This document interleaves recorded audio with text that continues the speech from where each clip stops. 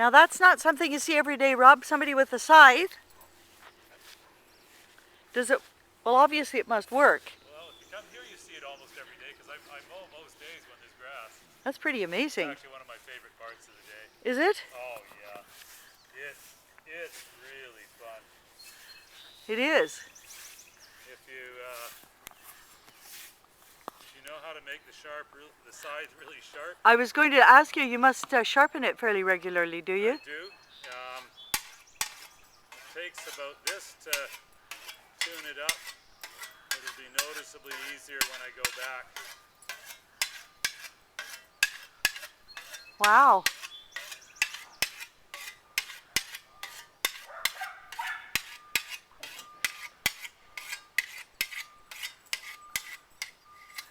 Just on one side, or is it two-sided? No, you're doing it both sides. Yeah. You're sharpening on this side, and on this side Oh, you're taking the burr off. You've got a special tool? Quick stroke over here.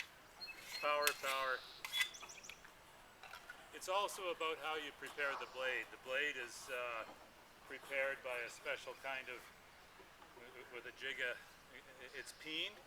So when I'm sharpening like that, I'm only taking steel off a pin width of metal on the leading edge, so you can get down to fresh steel very quickly. Oh wow. You don't have to take much off. This blade is ready to be peened. I'll show it to you, it'll be nice and clean now.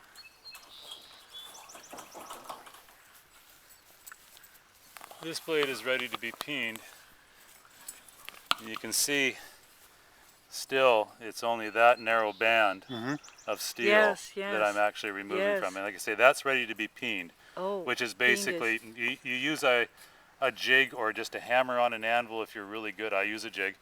And basically what it does is it squishes out almost a foil thin piece of metal that's hooked up a little bit like that. So you're just stealing along this foil. Yeah. If you've done it well, when you've finished peening, if you do this, you can see the metal flex almost like a foil there. And So it's good steel. It's good steel. It improves it by hammering it one more time. Yeah.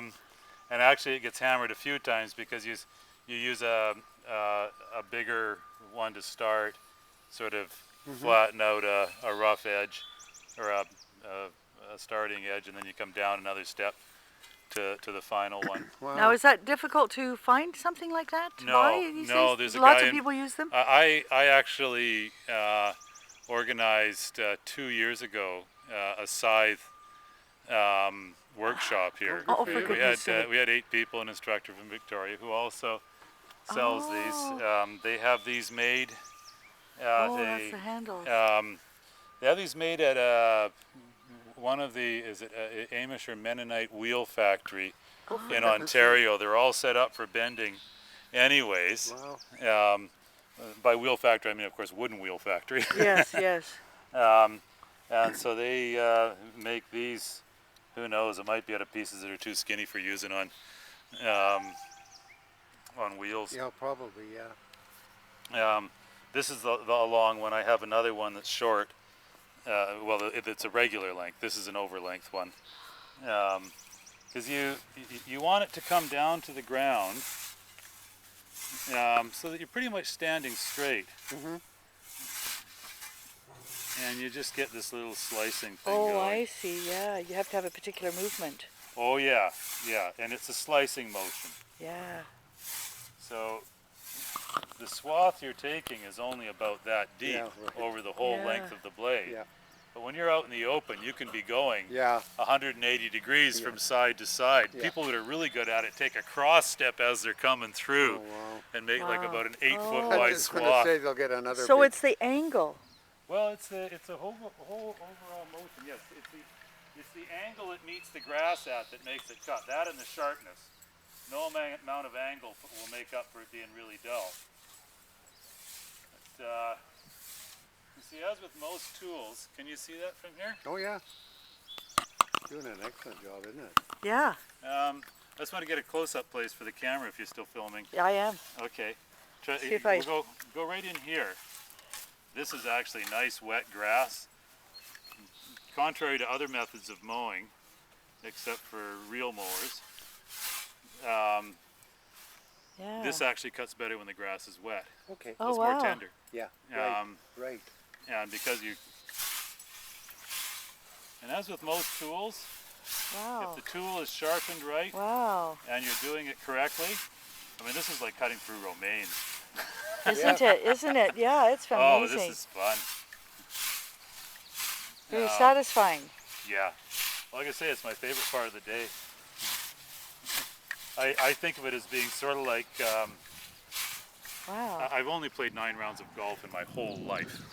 But from what I can see and little know of golf, to me it feels like almost useful golf. Yes. You know, it's got that swinging thing, Rhythm. and when Yes, you're hitting it like yes. that, I mean, that's Yeah. like driving it out of the park. When That's you, right. or up over some trees onto the greens would be a better driving, Better I drive. guess. That's right. Not driving it out of the park. I'm mixing That's baseball. right, Mixing baseball. baseball. You hit it out of the drive. You drive it over across a hazard or something like that onto the green and land close. The only greens fees, if you think of it that way, is raking up the grass afterwards. I was going to ask you if that's what you do. Well, right now I'm making a bit of a stack here because I don't have much planted to mulch in the garden. Oh, okay. So I'm trying to get it as dry as I can before I put it in the stack so that when I need a whole bunch of mulch in the garden, You've got it. I've got it. Sometimes it waits there till the fall because if there's still grass growing when I'm planting, I just cut it and put it straight on. And then as it fades away, I pull that out. But man, the grass is really jumping this year. Oh yeah. Mild. Yeah, it's sunny but still staying damp enough, you know, that because I think it needs sunshine, not particularly warmth.